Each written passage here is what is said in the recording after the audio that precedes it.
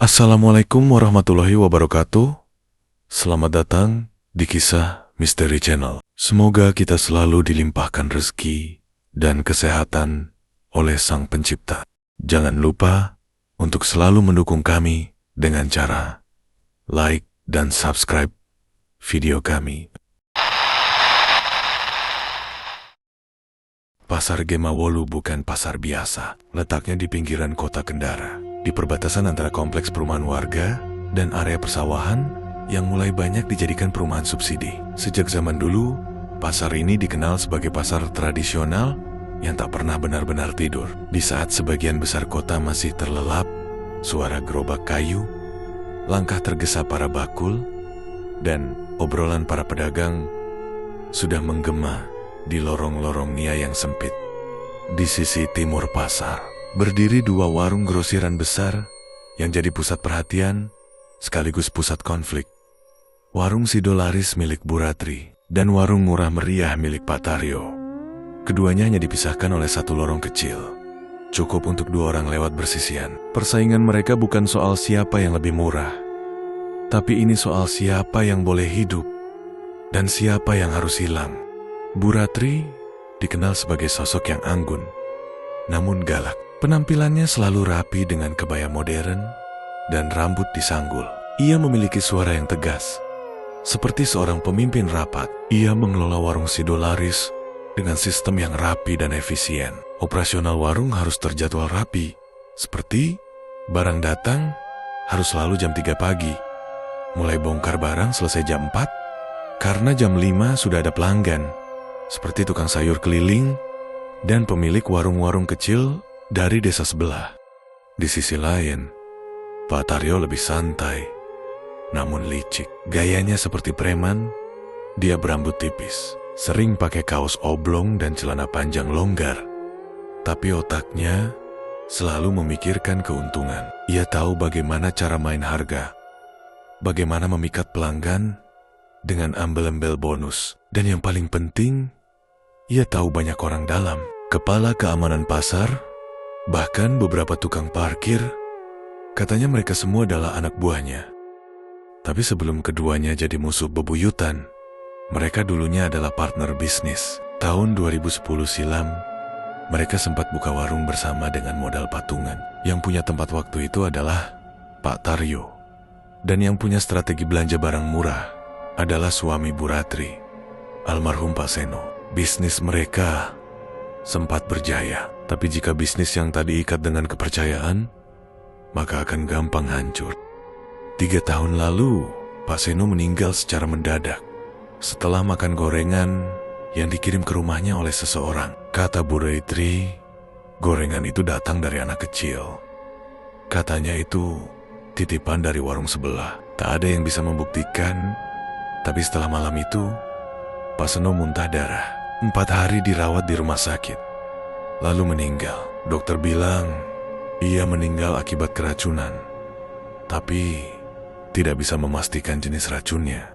Sejak saat itu, Bu Ratri berubah. Dari perempuan yang dulu dikenal murah senyum, ia berubah menjadi dingin, keras, dan penuh dendam. Ia keluar dari kerja sama bisnis dengan Pak Taryo dan membuka warung baru hanya 2 meter dari warung lama. Warung yang dibangunnya dari uang pinjaman dan sisa tabungan almarhum suaminya. Ia beri nama Warung Sidolaris. Harapannya agar dagangannya tetap laris meski suaminya sudah tak ada. Pak Taryo menganggap tindakan itu sebagai pengkhianatan. Ia balik menyerang dengan gosip. Katanya, Bu Ratri menyantet suaminya sendiri demi warisan. Pelanggan mulai terbagi 2, ada yang setia pada Bu Ratri dan ada yang membela Pak Taryo. Kini keduanya bersaing secara terang-terangan. Jika hari ini Bu Ratri kasih diskon minyak goreng, besok Pak Taryo turunkan harga gula. Kalau Bu Ratri kasih bonus mie instan, Pak Taryo memberi kopi gratis sebagai bonus. Sampai-sampai pedagang lain hanya bisa geling-geling kepala melihat persaingan mereka. Tapi persaingan harga itu pelan-pelan berubah menjadi sesuatu yang tidak wajar dan tidak manusiawi. Yanti, salah satu penjual sayur di pasar, pernah bercerita bahwa saat mengambil barang di gudang belakang warung murah meriah, ia mencium bau anyir darah padahal tak ada daging. Lalu ia melihat bayangan seseorang berdiri di rak paling belakang, padahal gudang itu gelap dan tak ada orang. Pak Sodik, yang bekerja sebagai tukang parkir pasar, pernah melihat Bu Ratri keluar dari warung jam 1 dini hari sambil membawa kendi dan bunga 7 rupa. Ia berjalan ke arah selokan belakang pasar yang diisukan warga sebagai pintu belakang ke alam lain. Desas-desus pun menyebar bahwa keduanya tak hanya berperang harga, tapi juga berperang gaib. Setiap kali salah satu warung laris manis, yang satu lagi pasti mengalami hal ganjil. Pernah suatu hari, semua minyak goreng di warung Bu Ratri tumpah sendiri tanpa sebab. Botol-botolnya pecah bersamaan, seperti ada yang melempar dari dalam. Hari berikutnya, kipas angin di warung Pak Taryo mendadak berputar sendiri, meski sedang tidak tersambung listrik, dan berputar makin kencang sampai jatuh menghantam rak bumbu dapur. Lalu, ada suara-suara aneh, bisikan, derap langkah di tengah malam, suara orang memanggil nama dengan nada menyeramkan. Tapi ketika dicari, tidak ada siapapun. Para pedagang mulai gelisah. Banyak yang memutuskan pindah atau hanya buka sebentar. Tapi tak ada yang berani menegur Bu Ratri atau Pak Taryo. Mereka pada takut karena semua tahu ini bukan lagi masalah persaingan sesama manusia, tapi sudah menjadi persaingan alam gaib. Pasar Gemawolu kini bukan sekadar tempat jual beli. Ia sudah berubah menjadi medan perang antara dua kekuatan gelap yang terus saling menjatuhkan, tanpa peduli siapa saja yang akan jadi korban berikutnya.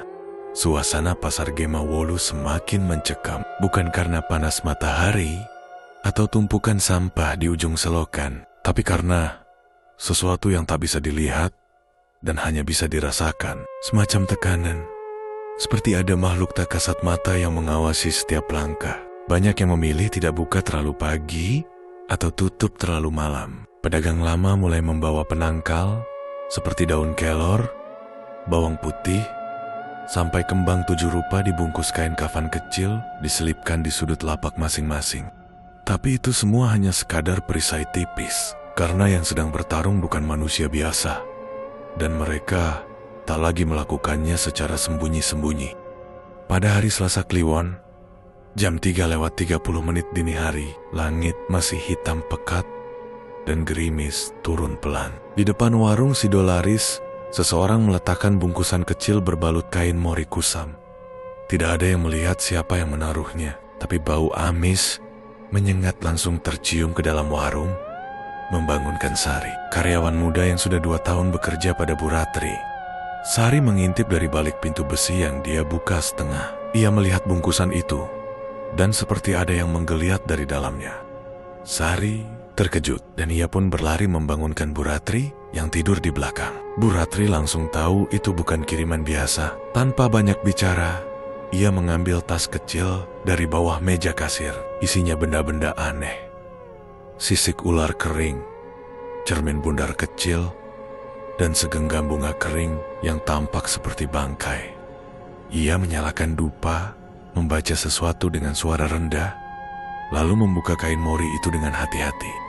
Dari dalam bungkusan itu, terlihat segumpal rambut manusia, tanah merah basah, dan seekor burung gagak mati. Di dalam mulut burung itu, terselip kertas bertuliskan huruf Jawa kuno. Bu Ratri membacanya perlahan. Balas dendamu sudah tiba, yang kau sayangi akan mati.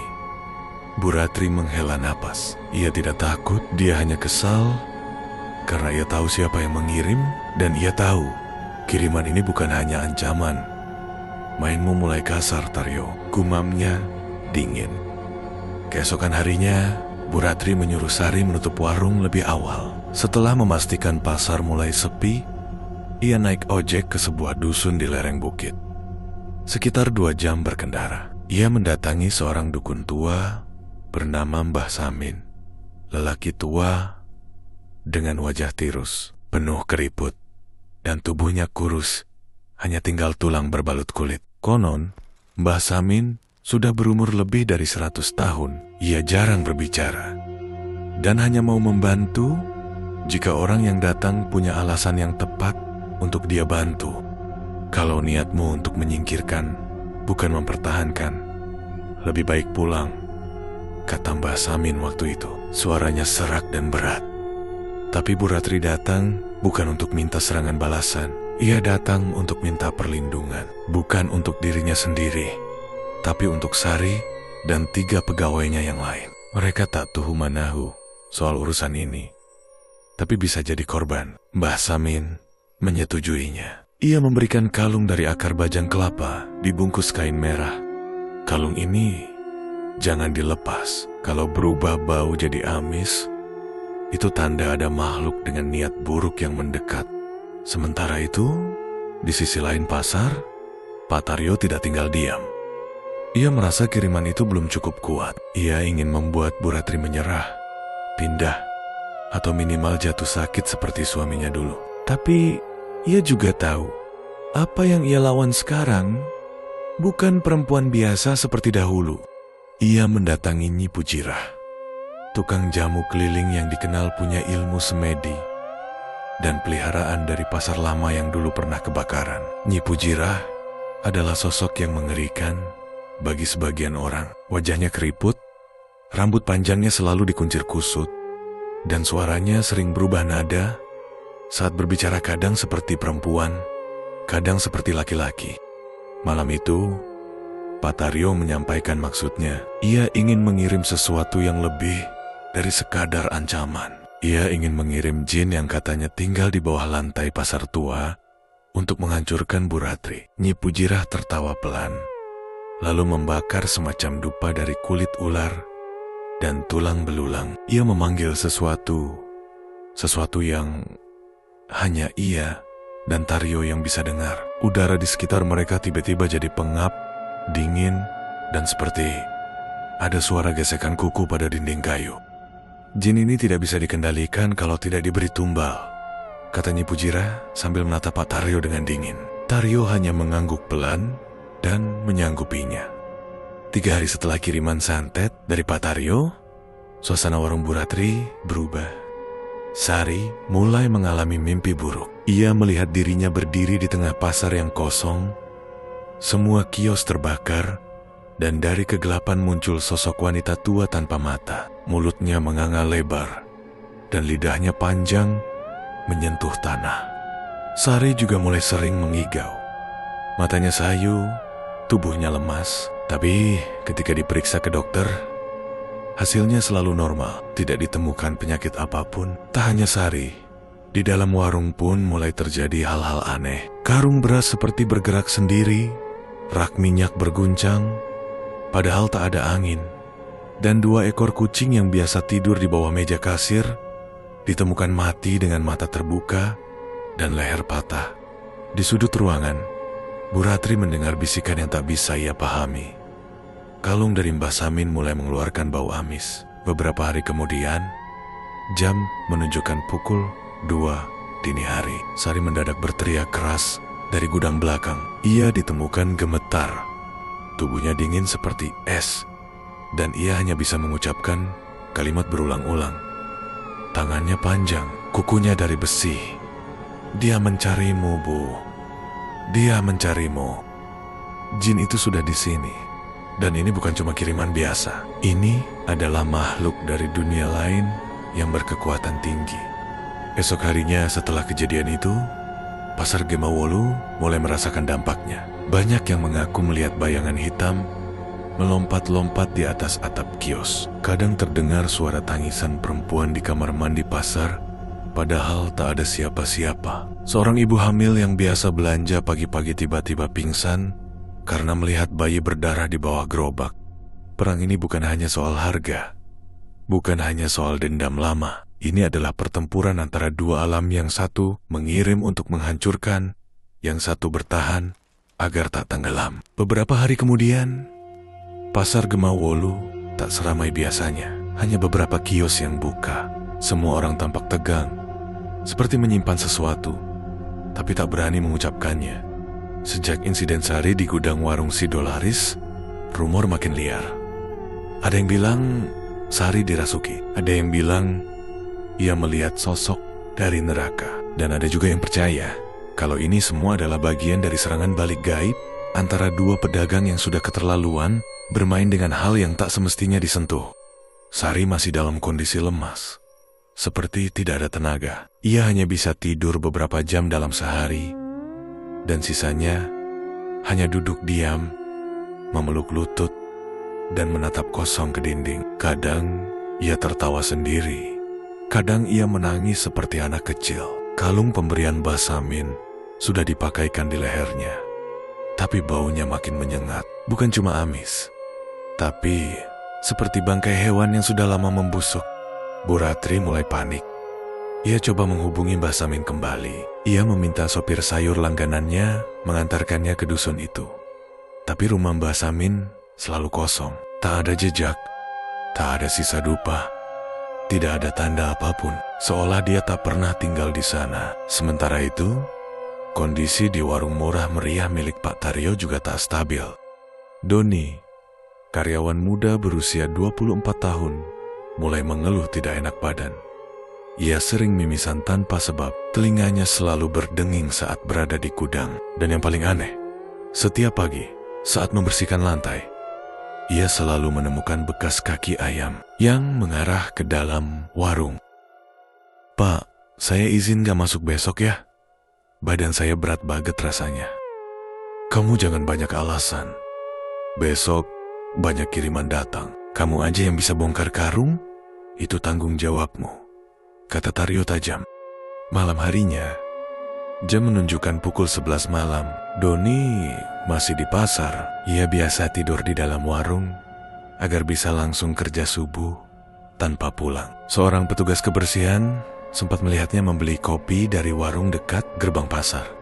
Lalu, jam 1:17, dini hari, seorang satpam pasar yang bernama Pak Karman mendengar suara jeritan pendek dari arah kamar mandi belakang. Ia pikir itu suara kucing atau tikus, karena sering ada hewan liar di area itu. Tapi sebenarnya, suara itu terdengar seperti seseorang sedang dicekik.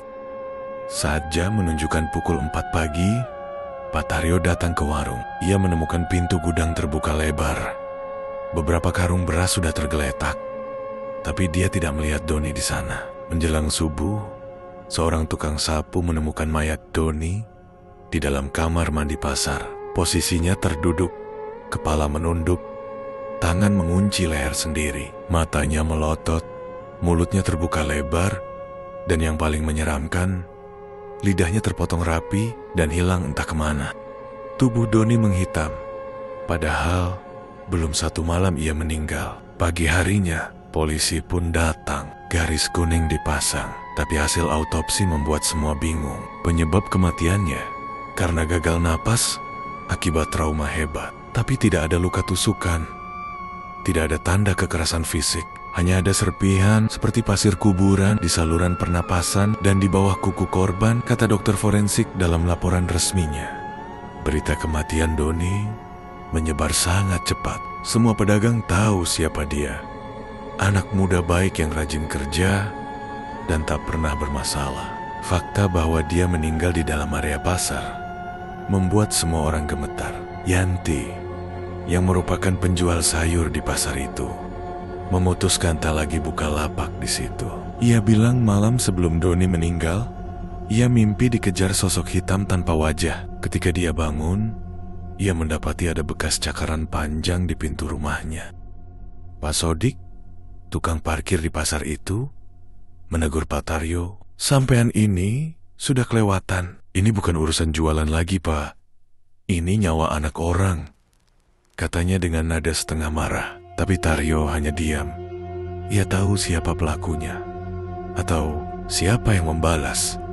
Di sisi lain, Bu Ratri pun tak merasa menang. Ia bahkan makin takut, karena saat jenazah Doni dimandikan, Sari mendadak menjerit dari dalam kamar. "Itu bukan dia. Itu bukan manusia. Jangan sentuh dia. Jangan sentuh dia!"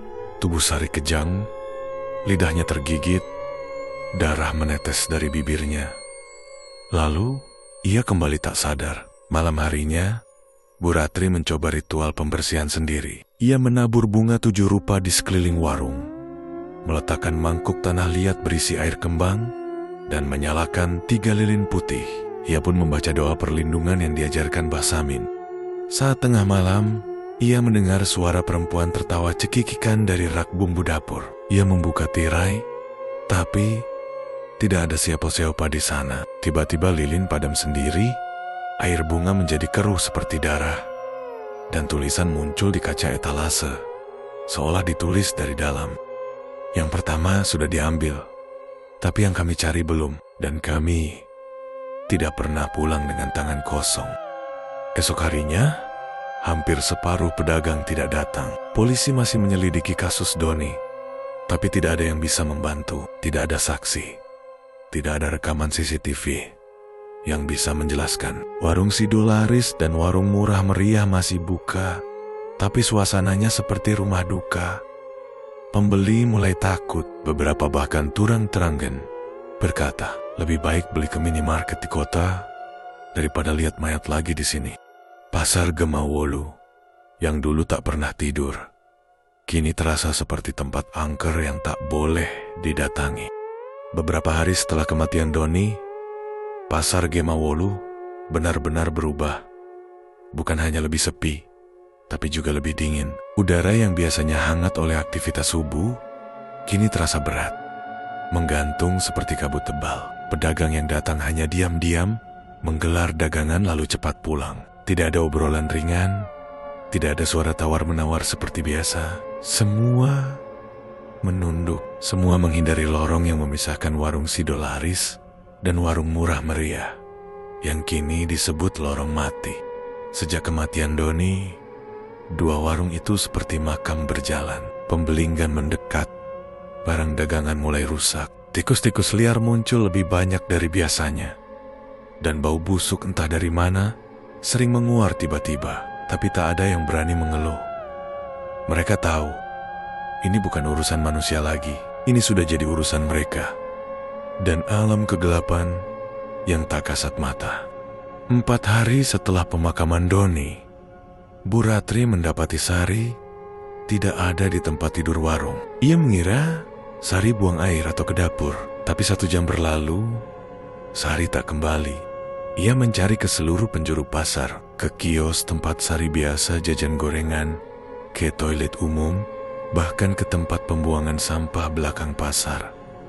Tapi tak ada jejak, tak ada suara, tak ada benda milik Sari yang tertinggal.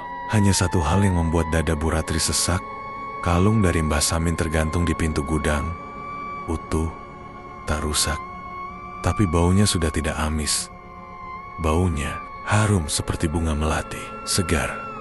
Bu Ratri paham, kalung itu menandai akhir dari perlindungan. Sari sudah diambil, dan Bu Ratri kini benar-benar sendirian. Di tengah rasa kalut, Bu Ratri mendatangi satu orang yang belum pernah ia temui langsung, tapi selalu ia anggap sebagai musuh dalam bayangan, yaitu Nyi Pujirah.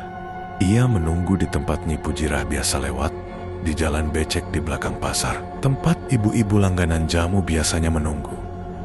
Tapi pagi itu, Nyi Pujirah tidak menjajakan jamu. Ia berdiri di sana, seperti sudah tahu Bu Ratri akan datang. Mereka saling pandang beberapa detik. Lalu Nyi Pujirah bicara duluan. Ini bukan soal siapa yang benar, Bu. Ini soal siapa yang paling siap membayar harga. Aku sudah bayar. Suamiku, warungku. Karyawanku, jawab Bu Ratri pelan. Nyi Pujirah menggeleng perlahan. Belum. Kau belum bayar yang paling mahal. Bu Ratri menatap mata perempuan tua itu. Sorotnya bukan ancaman, tapi seperti peringatan terakhir dari dunia yang sudah lama tahu. Akhir ceritanya. 3 malam kemudian, tepat malam Jumat Kliwon, angin bertiup lebih kencang dari biasanya. Warung Sidolaris tutup lebih awal. Warung murah meriah juga tampak gelap. Tapi Pak Taryo masih di dalam. Ia duduk di bangku rotan tua, menatap rak-rak kosong yang tak lagi disentuh pembeli. Matanya sayu, tubuhnya seperti kelelahan yang tak bisa disembuhkan tidur. Ia mulai mendengar suara. Suara orang mengaduk beras. Suara Sari memanggil, "Bu, ini karung terakhir ya, suara Doni bersin sambil tertawa. Suara Pak Seno batuk dari gudang. Taryo bangkit. Ia tahu itu bukan suara dari masa lalu. Itu suara dari yang belum selesai. Tiba-tiba, lampu padam. Lilin yang ia nyalakan jatuh sendiri. Api menyambar tumpukan karung beras dan plastik pembungkus. Dalam hitungan detik, api membesar. Warung murah meriah terbakar dari dalam. Di sisi lain, Bu Ratri yang sedang berdoa di dalam warung juga merasakan panas. Tapi bukan karena api. Seluruh dinding warungnya bergetar. Seperti ada sesuatu merangkak dari bawah tanah, mencari celah untuk keluar. Rak minyak tumpah, kaca etalase pecah, dan lampu gantung jatuh. Dan di tengah kerusakan itu, ia melihat sosok Pak Seno berdiri di depan pintu gudang, mengenakan baju yang sama seperti malam sebelum ia meninggal. Tapi wajahnya rusak, matanya kosong, dan di dadanya terbuka lubang hitam yang meneteskan darah pekat. Dendamku bukan milikmu, Ratri. Tapi kenapa kau memendamnya? Dan sekarang kau akan menerima akibatnya. Bu Ratri menjerit, tapi bukan karena takut. Karena ia sadar, semua ini adalah pilihannya. Ia memilih jalan yang tak bisa kembali. Ia yang membuka pintu, dan sekarang tak bisa menutupnya. Warga pasar melihat api dari kejauhan. Dua warung berdampingan terbakar bersamaan. Tak ada yang sempat menyelamatkan apapun. Api tak menyambar warung lain, seolah hanya memakan dua titik, yaitu warung Sidolaris dan warung murah meriah. Petugas pemadam datang. Tapi saat mereka berhasil menjinakkan api, dua warung itu sudah jadi arang, hangus sempurna. Dari puing-puing hanya ditemukan satu tubuh hangus. Tidak bisa dikenali. Apakah itu Pak Taryo atau Bu Ratri? Tidak ada yang bisa memastikan. Karena keduanya menghilang dan tak ada yang pernah mengklaim jenazah itu. Pasar tidak ditutup. Tapi sejak malam itu, bagian timur pasar kosong total. Bahkan pedagang musiman pun enggan menggunakan lapak bekas warung mereka. Lorong tempat kedua warung itu berdiri kini disebut lorong api oleh warga sekitar. Ibu-ibu sering melihat sosok perempuan membawa keranjang lewat tengah malam. Anak-anak kecil mendengar suara orang berdebat saat lewat lorong itu. Padahal tidak ada siapa-siapa. Dan setiap malam Jumat Kliwon, bau melati dan kemenyan tercium kuat di lorong itu. Kadang terdengar suara karung jatuh, kadang terdengar suara tertawa cekikikan, dan kadang suara orang menyebut nama yang sama berulang-ulang. Ratri, Taryo, Ratri, Taryo. Harga dari dendam adalah kehilangan. Tapi jika dendam tak dituntaskan dengan ikhlas, yang hilang bukan hanya nyawa, tapi juga jiwa. Dan di pasar Gemawolu, dendam itu tak pernah benar-benar mati.